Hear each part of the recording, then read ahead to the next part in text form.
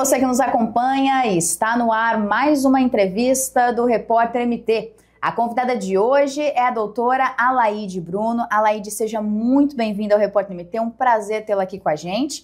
Ela que é de tudo um pouquinho, né, Alaide? Ela é advogada, psicóloga, assistente social, gestora de recursos humanos com foco em saúde mental, né? Especialista nessa área de saúde mental, que inclusive é o assunto do nosso bate-papo de hoje. Alaide, mais uma vez, seja bem-vinda ao Repórter MT.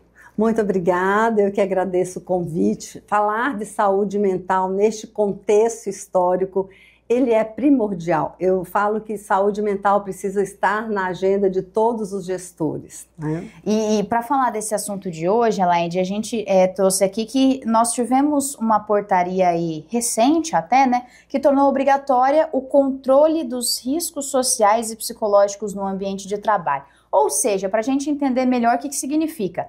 As empresas, né, elas passam a ser obrigadas, elas são responsáveis por cuidar da saúde mental dos trabalhadores. Manter um ambiente de trabalho seguro, saudável. Para a gente entender um pouco melhor sobre isso, Alaide, quais riscos são esses, né? Riscos psicossociais, quais riscos são esses? Ao que a gente tem que ficar atento? O que é um ambiente de trabalho ideal, adequado, considerado saudável?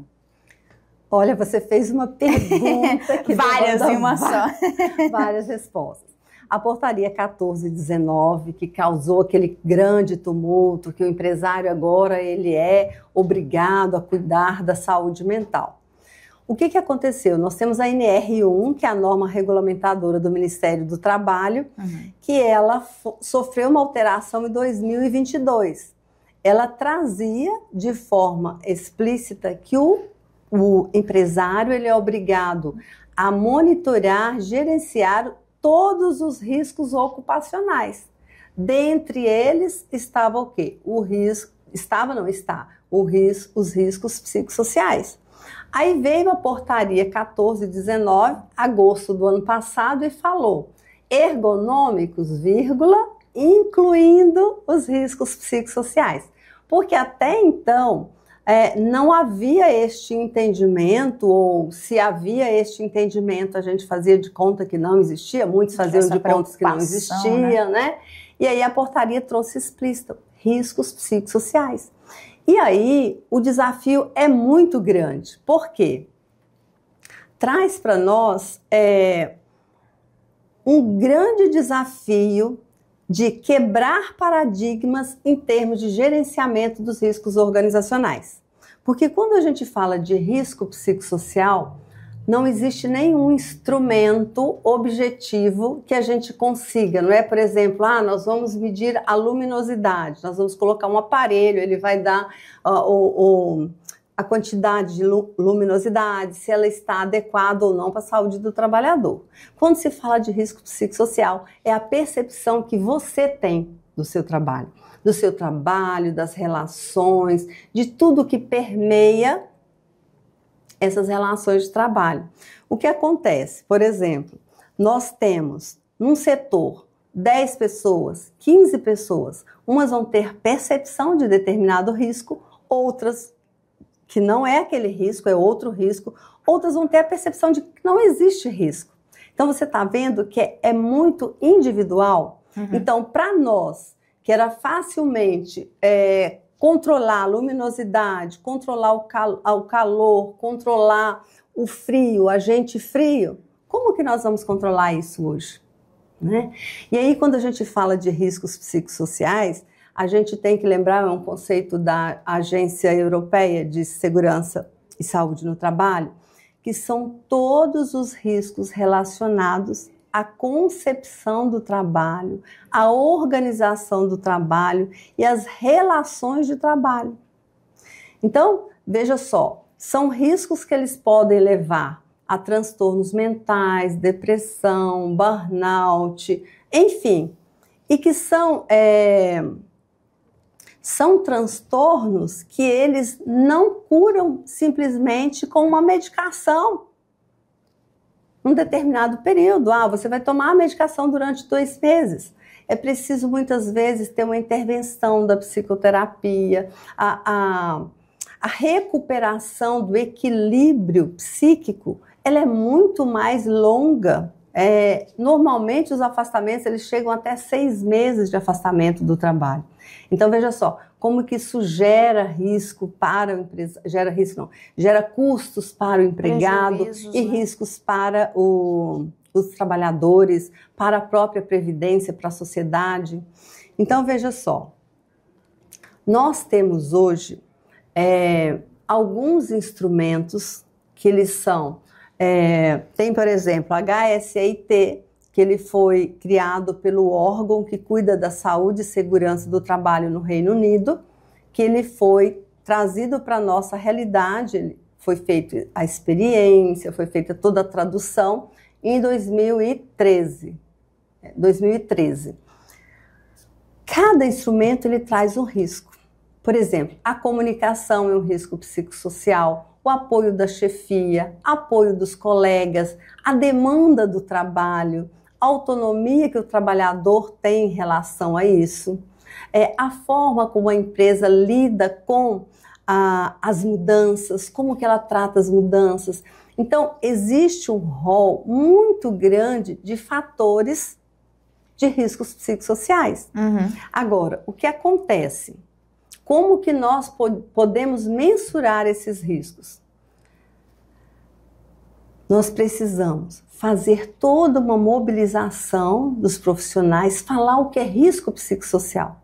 Hoje, falar de saúde mental no trabalho é um tabu.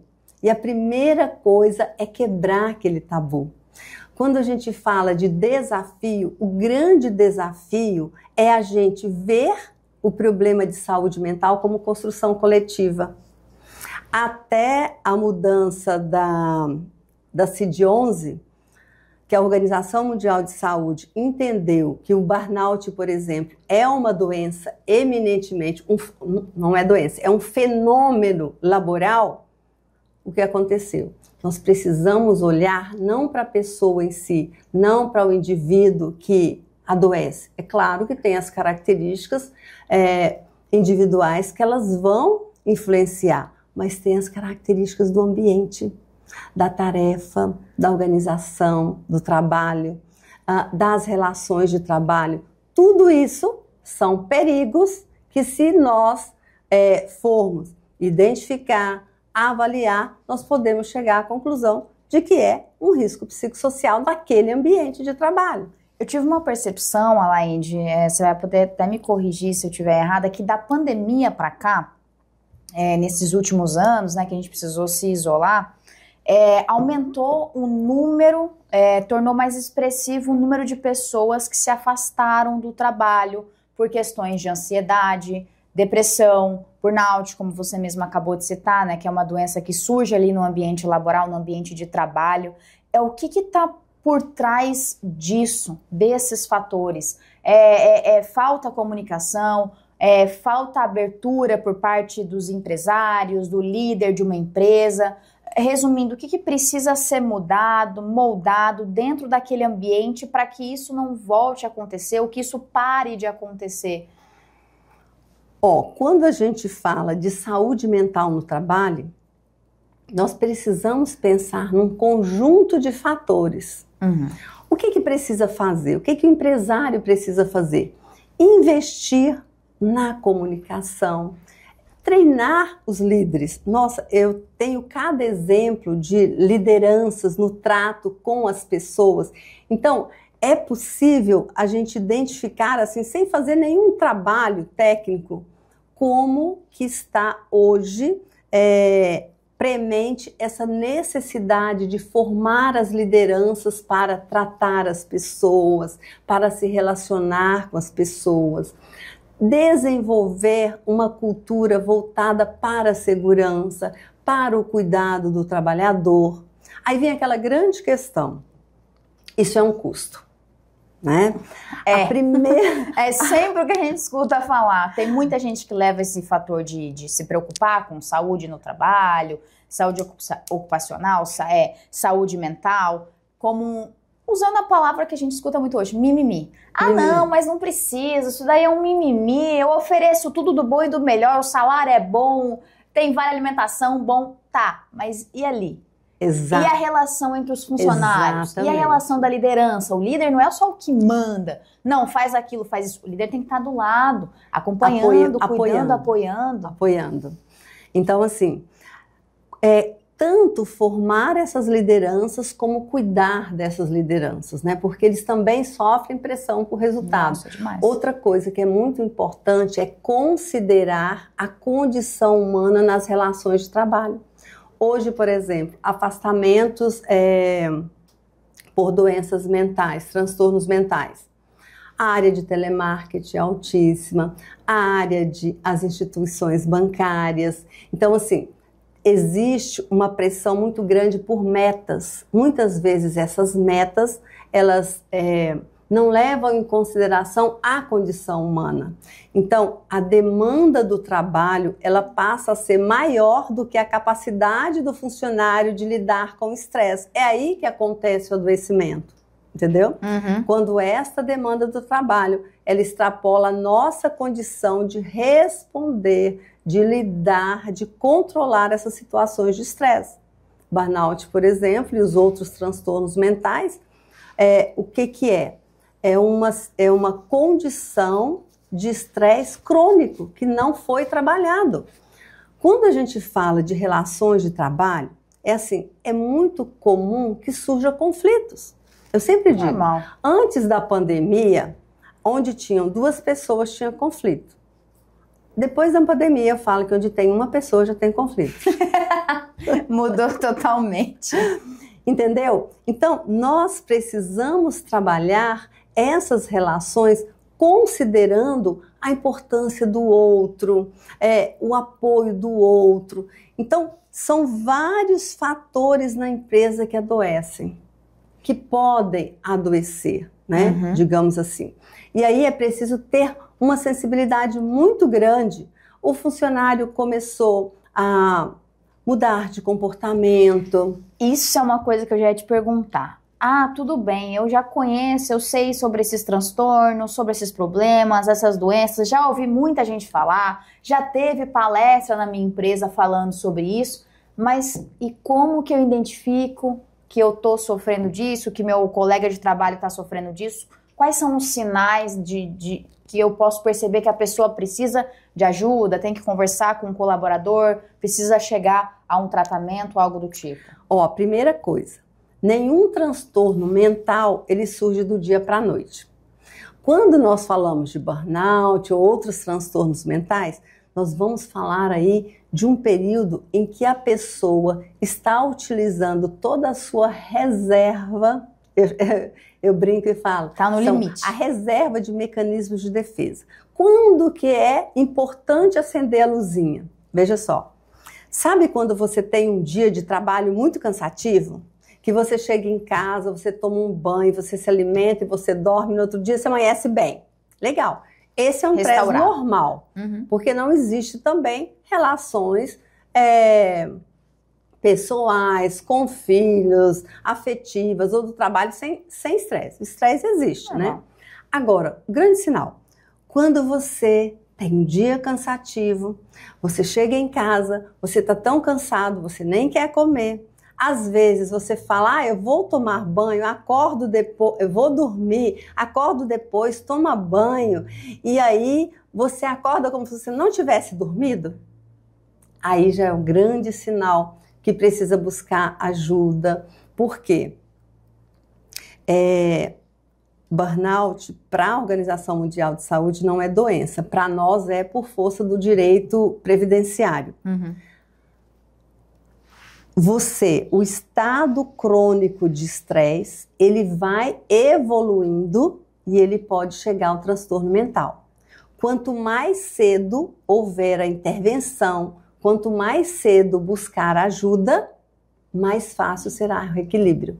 Então, o que acontece muitas vezes é que as pessoas podem ficar até 2 anos, muitas vezes negando, e aí nós estamos falando de uma outra coisa muito importante, né? Que é a discriminação, é o mimimi. O que é o mimimi? Vixe, o medo de ser taxado. O medo de ser taxado. De louco. Ai, você é fraco, não aguenta trabalhar tanto. Como assim? Eu tô fazendo a mesma coisa que você há um tempão e tô aqui, tô levando. Tem exatamente.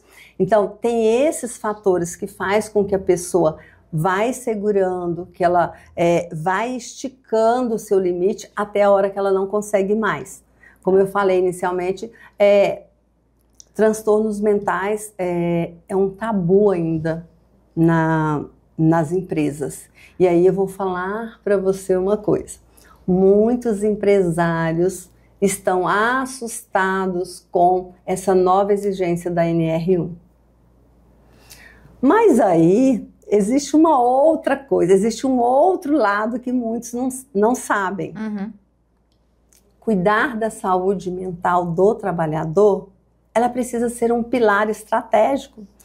Primeiro, porque o trabalhador doente, ele não consegue produzir. A produtividade já vai cair. Segunda coisa, o FAP, que é o fator acidentário de prevenção, que é um percentual que a empresa paga para o INSS sobre a folha, ele pode ser reduzido ou aumentado de 0,5% a 2%. Imagine o empresário pegando este dinheiro que seria pago para a Previdência, que ele é calculado com base no número de pessoas que tem afastado, na gravidade, ele pegar este valor e investir na saúde do trabalhador preventivamente antes do trabalhador adoecer. A empresa ganha em produtividade, a empresa ganha com a questão do trabalhador que vai se sentir, cuidado. A empresa ganha também, eu não sei se você sabe, mas já existe um julgado do TST, que é o Tribunal Superior do Trabalho, um recurso repetitivo, se não me engano, o tema 250, em que hoje o funcionário, se ele tiver um atestado de 1 dia por uma doença mental relacionada ao trabalho, é claro que tenha com causa ou causa com trabalho, ele já tem a estabilidade provisória de 12 meses. Caramba! Essa é uma mudança recente. Então, assim, o empresário, ele perde de várias formas. Coloca na ponta da caneta os gastos que você vai ter com isso. Às vezes, só pelo que você está falando aqui, Alaide, gasto com essa taxa que pode chegar a 2%, que você falou que tem que pagar mais. Gasto porque enquanto um trabalhador está afastado, possivelmente você vai precisar colocar outro no lugar. Exato. Ou vai ter uma outra pessoa dentro da empresa fazendo 2 ou mais funções, isso vai sobrecarregar, ou seja, pode gerar um novo trabalhador afastado. Novo trabalhador afastado. E então, assim, colocando em valores, que é o que muitas vezes interessa aos empresários, compensa mais investir. Não acabou. Tem mais uma coisa ainda. O artigo 120 da Lei 8.213, de 91, ela traz de forma explícita que o INSS, a Previdência Social, ela pode entrar com uma ação regressiva, e isso está acontecendo muito, contra o empregador, para ele ressarcir o INSS de todo o custo que ele já teve com aquele trabalhador afastado por acidente ou doença do trabalho. Sabe o que significa isso? Então, eu falo assim, Karina, né? Que as empresas que vão sobreviver, as empresas que vão ser sustentáveis, elas vão fazer deste momento, digamos assim, dessa insegurança inicial, dessa nova obrigação, uma oportunidade para investir na saúde do trabalhador. E aí sim, ela vai ter vida longa, ela vai ter sustentabilidade. Isso que a gente nem chegou a constar aqui, Alaide, a questão de processos. Ah, sim, sim. Né? Porque danos se for morais, danos morais, materiais, se for comprovado que aquele transtorno surgiu por conta do ambiente de trabalho e você precisou se afastar, gastar com terapeuta, com psicólogo, com médico, com consulta, medicamento, é outro prejuízo para o outro empregador. Custo para o empregador. Então, assim, eu tive a alegria de fazer uma aula essa semana, onde tinha empresário, o empresário falou, nossa, agora realmente eu estou entendendo que a alteração da NR1, ela pode trazer vantagens para mim também. Sim, né? Lógico. Então, assim, investir na saúde do trabalhador é investir na saúde financeira também da empresa. Com né? certeza, os custos que vão ser reduzidos se você cuidar disso antes do que esperar acontecer o afastamento, né? Sem contar que a imagem da empresa, ela melhora, a retenção das pessoas, elas vão se sentir cuidadas e vão ficar mais tempo na empresa. Gera uma relação de credibilidade, de confiança. Ele vai ficar mais tempo na empresa, a relação vai ficar saudável, menos adoecimento. Nossa, assim, se for parar para pensar, colocar na ponta do lápis, cuidar da saúde do trabalhador é investir. É investimento e não custos e não prejuízo. Né? E não é uma questão individual também. Tem muitos empresários, muitas empresas, líderes que pensam que adoeceu por conta disso. Não, isso daí é questão do trabalhador. O problema é dele, é alguma coisa que ele está enfrentando com a esposa, com o esposo, em casa, com alguém, e então ele que tem que se resolver. E às vezes não é isso. Às vezes não é isso. Assim, eu colocaria como 3 pilares que eles são fundamentais, porque eu respondi para você a questão pessoal, quando eu sei que eu já estou precisando de ajuda, né? É aquele cansaço que você não descansa, corre. Você pode dormir 12, 15 horas seguidas e você acorda exausto. Cansado, exausto. É assim, já está passando da hora de pedir ajuda.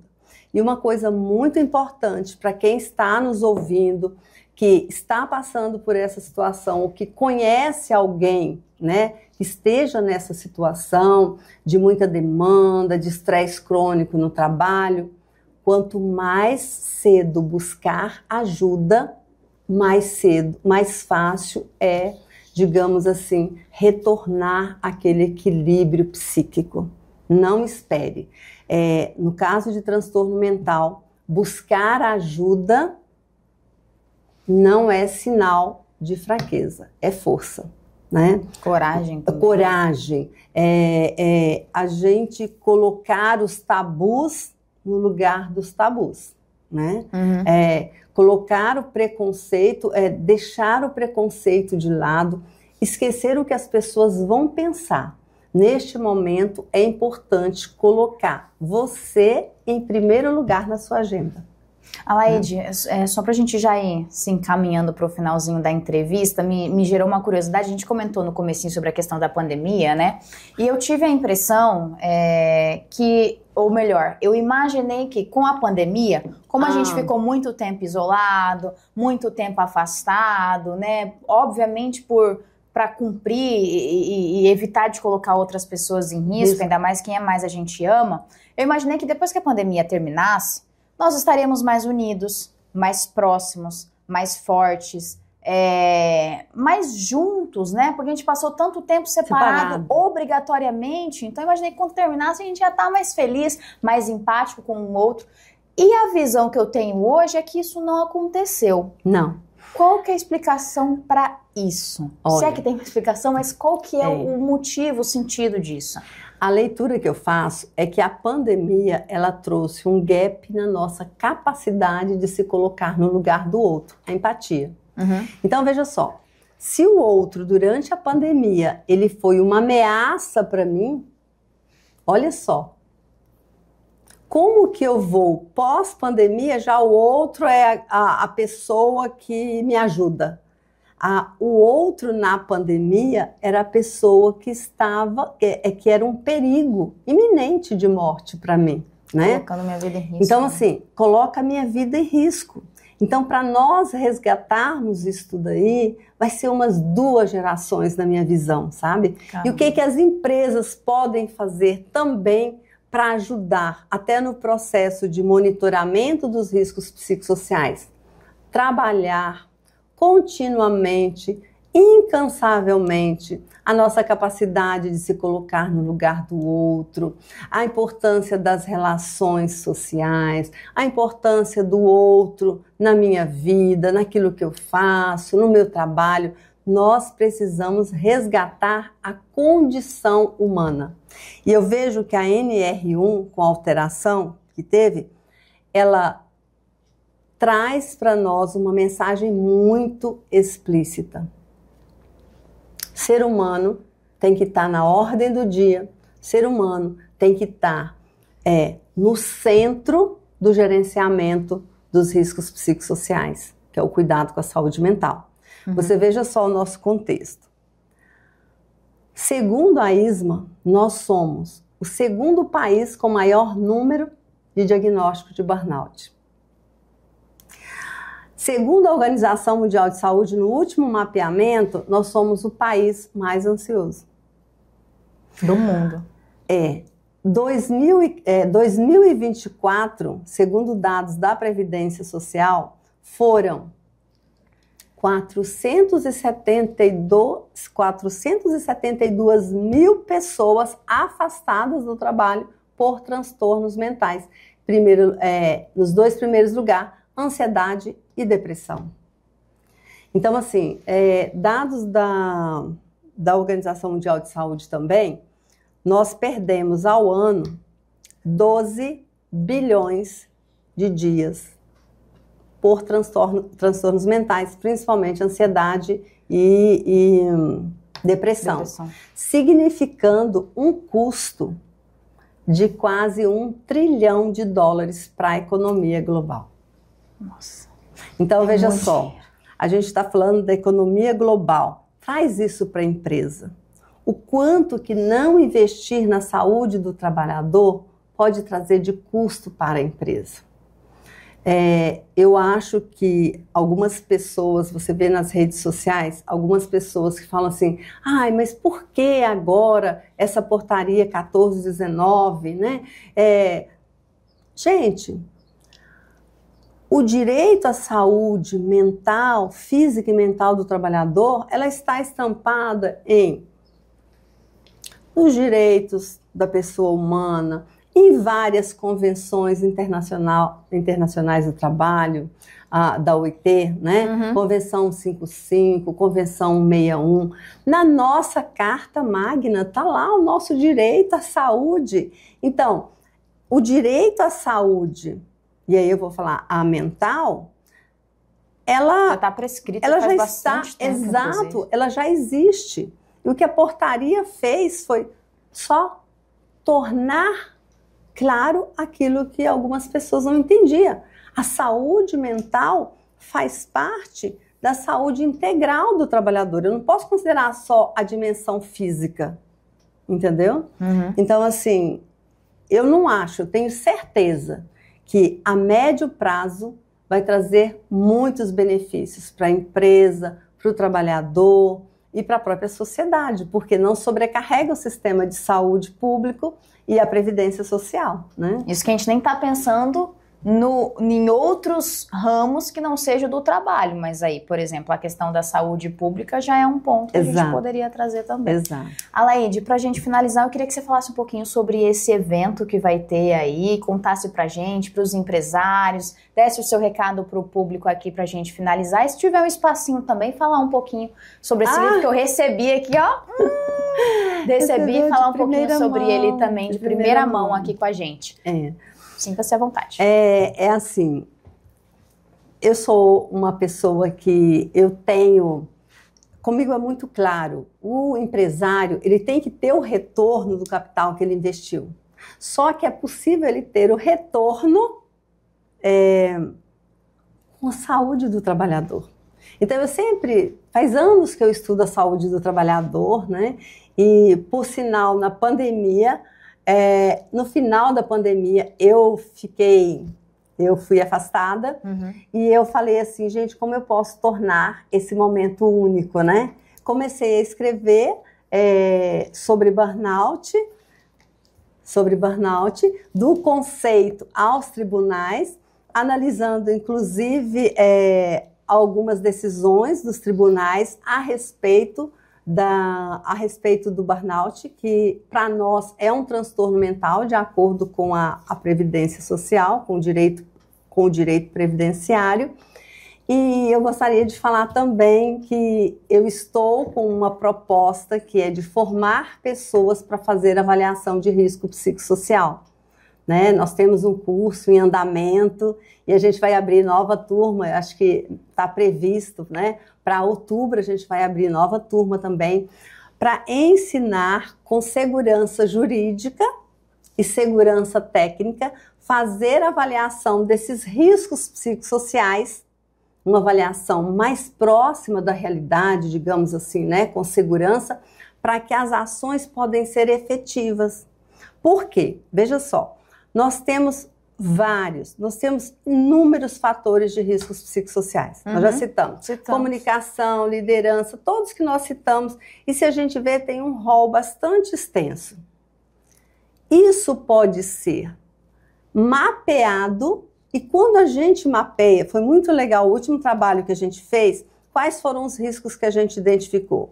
A comunicação, a comunicação e a baixa autonomia. O que eu estou querendo dizer com isso? Que uma avaliação dos fatores de riscos psicossociais, ela vai trazer no plano de ação propostas de ações a serem desenvolvidas para trazer maior efetividade. Porque até então, o empresário muitas vezes chamava, psicólogos discutindo isso, faz uma palestra motivacional para minha equipe, faz uma palestra, a maior demanda é essa, quando na realidade pode ser a relação entre os colegas, a falta de apoio, a relação com a liderança, a organização do trabalho, as metas que elas são inalcançáveis,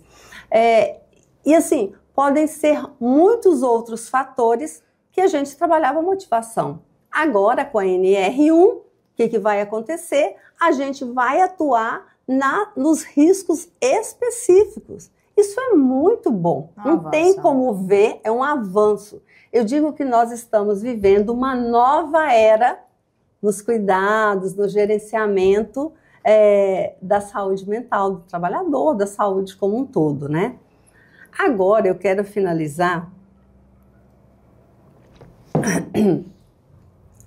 só tratando de um ponto que ele é polêmico ainda. A NR1 foi alterada em 2022. Sim. Veio a portaria em agosto, portaria 1419, agosto de 2024. Veio a portaria agora, em maio, 765, que alterou a vigência da portaria 1419. Então, nós estamos conversando agora e a vigência dessa portaria está alterada até maio de 2005.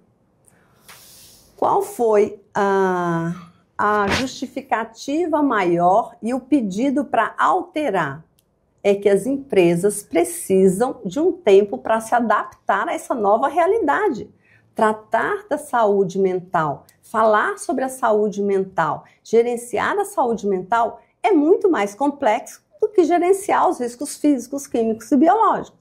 O que está acontecendo, e se você é empresário está me ouvindo neste momento, não perca a oportunidade de começar a fazer este trabalho, porque quando maio de 2026 chegar, vão chegar as multas, né? Aí não vai ser mais experimento, aí já vai começar a funcionar o judicial. E aí, o que pode acontecer? Muitas empresas poderão ter mais um custo que são as multas, porque até então, e aí algumas pessoas acham assim, está suspensa a portaria 1419, não precisa fazer avaliação de risco psicossocial. Precisa. A única coisa que acontece neste momento é que a fiscalização não vai aplicar a multa, mas ela pode pedir e exigir que a empresa faça avaliação dos fatores de riscos psicossociais, porque essa obrigação não nasceu com a portaria 1419, ela nasceu com a alteração da NR1 lá em 2022. Entendeu? Sim. Então, não perca tempo, é hora de adaptar, é hora de aprender, trabalhar a saúde mental, cuidar da saúde mental. É mais complexo e não é difícil, mas demanda o quê? Comprometimento ético acima de tudo. É isso. Alaide, obrigada mais uma vez pela sua presença, por esses esclarecimentos, deixar esse alerta para os empresários também, né? E até mesmo para os trabalhadores que ainda têm dúvidas sobre o que estão sentindo, se estão passando por uma situação parecida com as que a gente citou aqui. Mais uma vez, muito obrigada por ter deixado o seu recado. Depois a gente vai deixar certinho aqui na informação o link e tudo para o pessoal poder adquirir o livro também. Laide, obrigada mais uma vez, prazer ter você com a gente, viu? Eu que agradeço, assim, de coração, porque falar de saúde mental hoje é primordial. Muitas pessoas estão sofrendo, muitas pessoas neste momento que estão nos ouvindo estão sofrendo. E aí eu vou terminar com um recado. Não perca tempo, não dê ouvidos a tabus, a preconceito, a discriminação. Vamos cuidar de nós, né? Nós em primeiro lugar. Qual é a pessoa mais importante para você? Nós. Nós, né? E assim chegamos ao fim de mais uma entrevista no Repórter MT. Esses e outros conteúdos você confere no site repórtermt.com. Até a próxima!